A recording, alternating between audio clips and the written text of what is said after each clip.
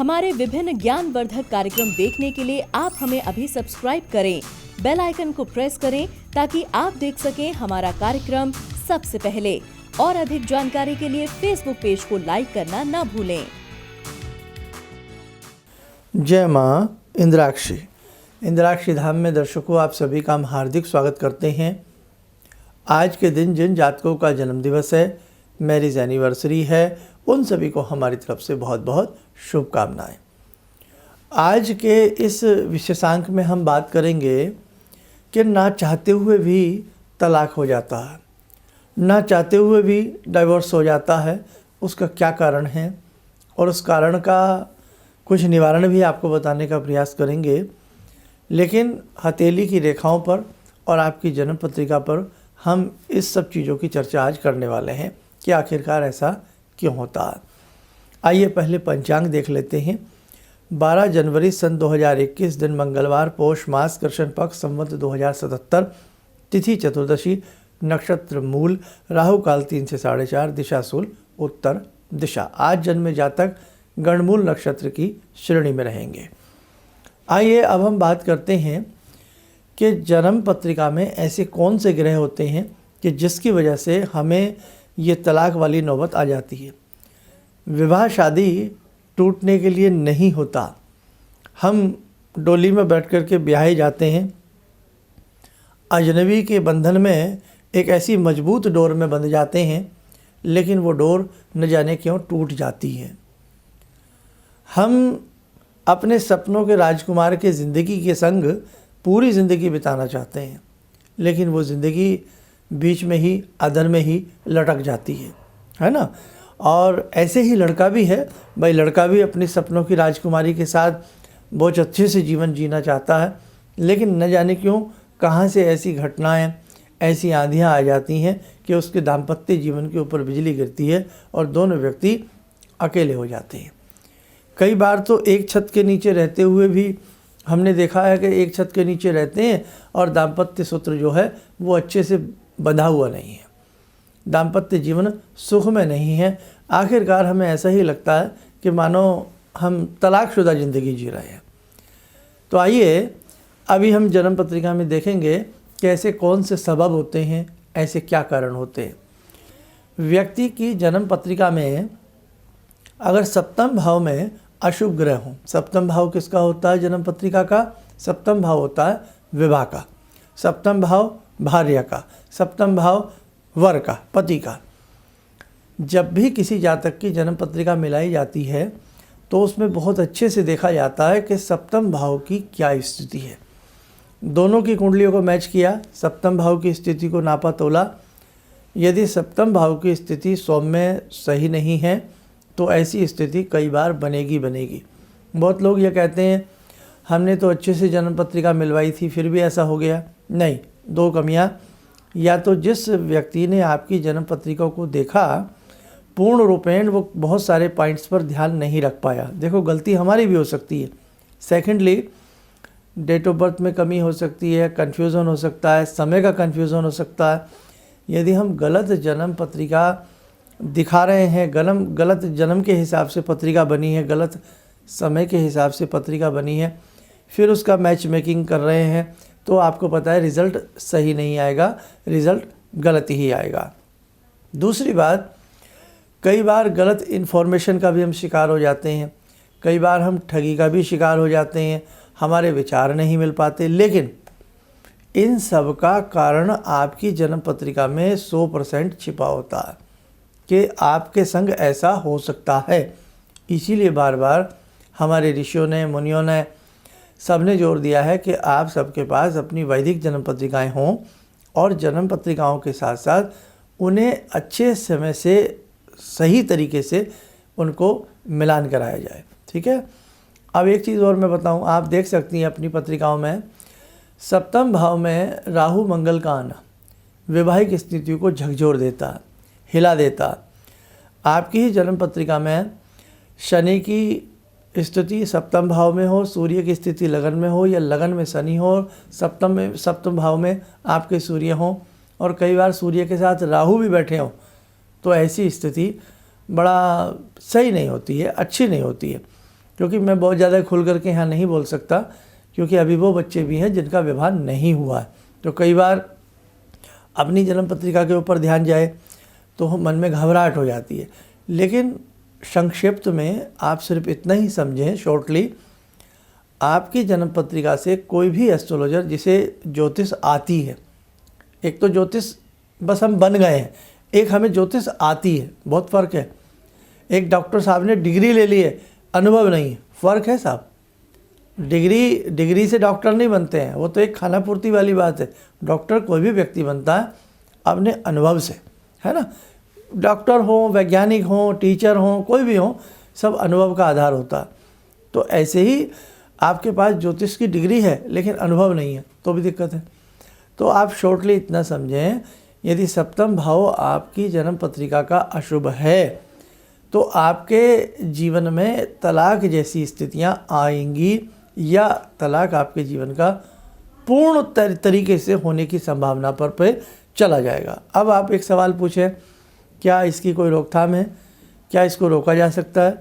क्या तलाक की स्थिति को बचाया जा सकता है? बचाया जा सकता है, लेकिन टाइम से पहले। अगर हम कहते हैं ना टाइम से पहले हम जाग जाएं तो चोरी नहीं होगी, चोर को हम पकड़ लेंगे, या चोर आएगा तो देखेगा कोई जाग रहा है वो चला जाएगा। ऐसी ही स्थिति आपके ग्रहों की होती है। हालांकि होनी अटल है, जो होनी होती है वो होके रहती है, लेकिन फिर भी हम सावधानी बहुत बड़ी चीज़ है। सड़कों पे भी लिखा होता है सावधानी हटी दुर्घटना घटी, है ना। सावधानी बहुत बड़ी चीज़ है। बादल बरसेंगे, बरसने दो, लेकिन हम छाता ले सकते हैं ना, हम बरसाती ले सकते हैं ना, हम अपनी प्रोटेक्शन कर सकते हैं, हम अपना बचाव कर सकते हैं।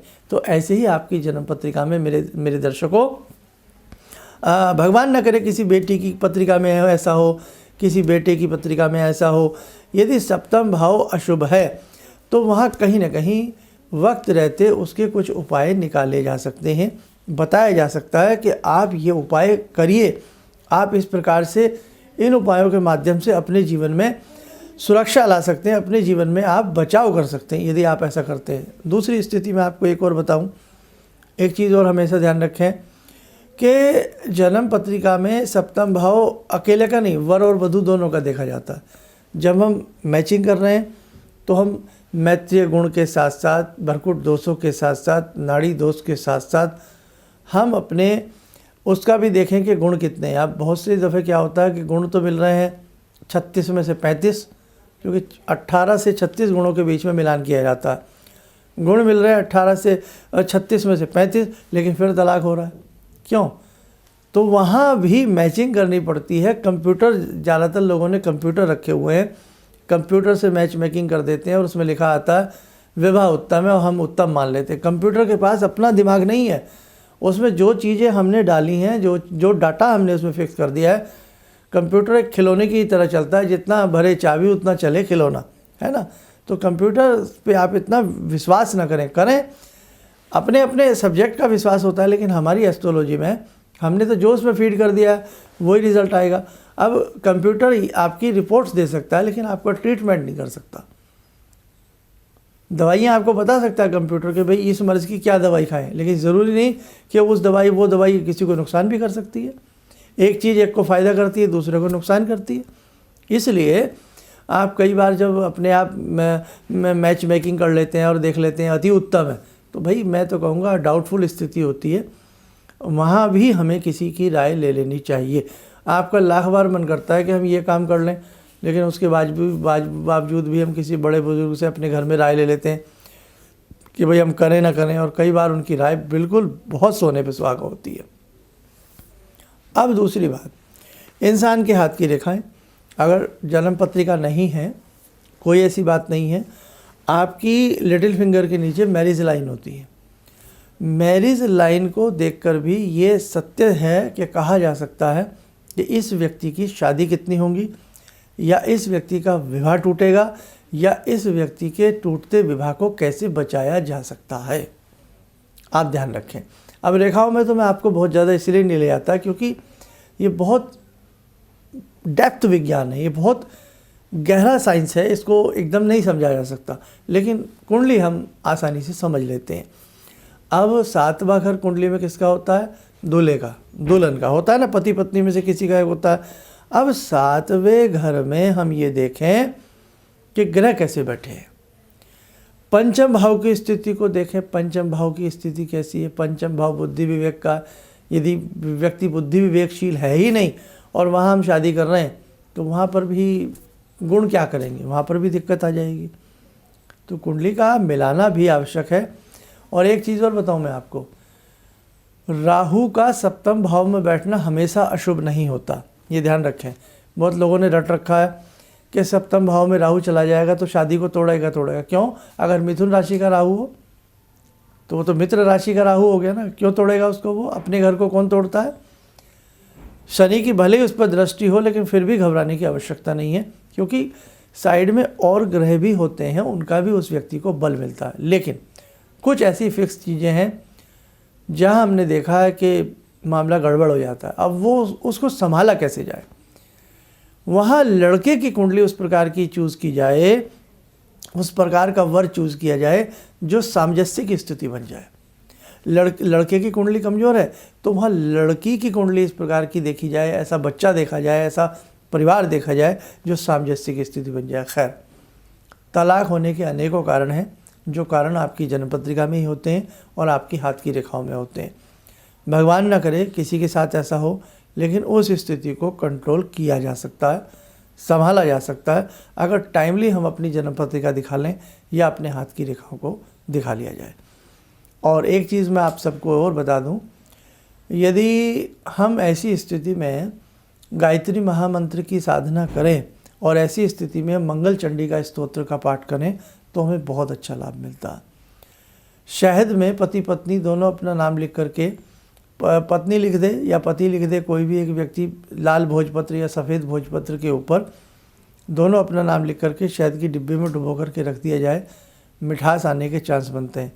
आए शुक्रवार शुक्र के बीजात्मक मंत्र का जाप किया जाए या शुक्र चालीसा का पाठ किया जाए, उससे भी हमें बहुत अच्छा परिणाम मिलता है। लेकिन यहाँ मैं राय यही दूंगा, क्योंकि जब टूटते रिश्ते होते हैं ना तो वहाँ दिमाग भी काम नहीं करता, दिमाग भी फ्यूज़ हो जाता है, समझ में नहीं आता। तो ऐसी स्थिति में जो भी आपके निकटतम हो, जिन्हें आप मानते हो, एक बार इस समस्या के लिए राय ले लीजिए। हम वकील साहब से भी तो राय लेते हैं कि साहब कैसे करें, तो भाई एक बार किसी अच्छे एस्ट्रोलॉजर से भी राय ले लीजिए। हो सकता है परमात्मा की कृपा से घर ना टूटे, है ना, ये तलाक वाली स्थिति व्यक्ति के साथ ना आए। तो आज आपने जाना कि कारण क्या है आपकी जन्मपत्रिका में, उसका कारण है, निवारण भी है। लेकिन निवारण मैं यही चाहूँगा, हर व्यक्ति की कुंडली के हिसाब से अलग अलग होता है। आइए साधकों, समय हो चला आज की ध्यान साधना का। आज की ध्यान साधना में जुड़ते हैं हम माँ भगवती से। ॐ सिन्दूरारुण विग्रहां त्रिनयनां माणिक्यमूले स्फुरात् स्तारानायकशेखरं स्मितमुखी भापेन वक्षोरुवां पाणिभ्यामलपूर्णरत्नचषकां रत्नोत्परां बिभ्रति सौम्यां रत्नघटस्थरक्तचरणां ध्यायेत्परां अम्बिकां खड्गं चक्रगदेषु चापपरिगान् शूलम्बुशुण्डिं शिरा शङ्खं संदधतीं करे स्त्रीनयनां सर्वाङ्गभूषावृतां नीलासमद्युतिमास्य पाददशकां सेवे महाकालिकां यामास्तो स्वपितैहरो कमलजो हन्तुं मधुं कैटवं विद्युद्दामसमप्रभां मृगपते स्कन्दस्थितां भीषणां कन्या विहकरवालखेटविलसा धस्ताविरासेवितां हस्तैश्चक्रगदाशिखेटविशिखां चापं गुणं तर्जनीं विप्राणामलिलात्मिकां शशिधरां दुर्गां त्रिनेत्रां भजे। कवच बना लें, ध्यान करें, परम्बा का आशीर्वाद हम सबके ऊपर बरस रहा है।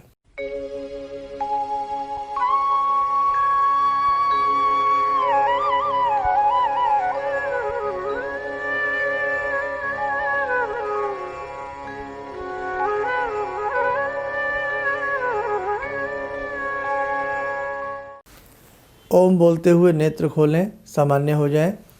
देखो साधकों, हमारे संस्थान में भी वैदिक तरीके से जन्म पत्रिका बनवाई जाती हैं। यदि आप ये सेवा लेना चाहते हैं तो उसके लिए आप संपर्क कर सकते हैं। मकर संक्रांति का विशेष पर्व। मकर संक्रांति पर बदलती हुई सूर्य की चाल, बदलते हुए सूर्य यानी कि धनु से मकर में सूर्य का प्रवेश और मकर संक्रांति का विशेष माध्यम बहुत अच्छा होता है। उस विशेषांक को सुने और उपाय ज़रूर करें। जो साधक हमसे ज्योतिष सीखना चाहते हैं तो प्रत्येक रविवार सुबह 7 बजे एक ज्योतिष की क्लास हम लेते हैं, ज्योतिष पाठशाला। उससे जुड़ना आप लोग न भूलें। जय माँ इंद्राक्षी। मेरी बहुत दिन से दिली इच्छा थी कि आप जैसे कोई मुझे धर्मात्मा पर महापुरुष मिलें और मैं वहाँ जाके जुड़ के और देश समाज से के लिए कुछ कर पाऊँ। कई चीज़ें हैं समाज में, समाज सेवा में भी मन में वो शांति नहीं मिली। जैसे आप समझ सकते हैं कि बहुत सारी गड़बड़ियाँ भी रहती हैं। आज का अनुभव यही है कि मुझे आस लगता है कहीं सही रास्ता मिल गया है, सही मंजिल मिल गई है। जो मैं करना चाहती थी शायद अब मैं कर पाऊँगी। किसी भी समस्या के समाधान के लिए मिले प्रसिद्ध हस्तरेखा एवं वास्तु विशेषज्ञ प्रोफेसर धर्मेंद्र शर्मा जी से। नोट: शिविर में भाग लेने हेतु एवं व्यक्तिगत रूप से मिलने के लिए कॉल करने का समय सुबह 10 बजे से शाम 6 बजे तक। हमारे विभिन्न ज्ञानवर्धक कार्यक्रम देखने के लिए आप हमें अभी सब्सक्राइब करें, बेल आइकन को प्रेस करें ताकि आप देख सकें हमारा कार्यक्रम सबसे पहले। और अधिक जानकारी के लिए फेसबुक पेज को लाइक करना न भूलें।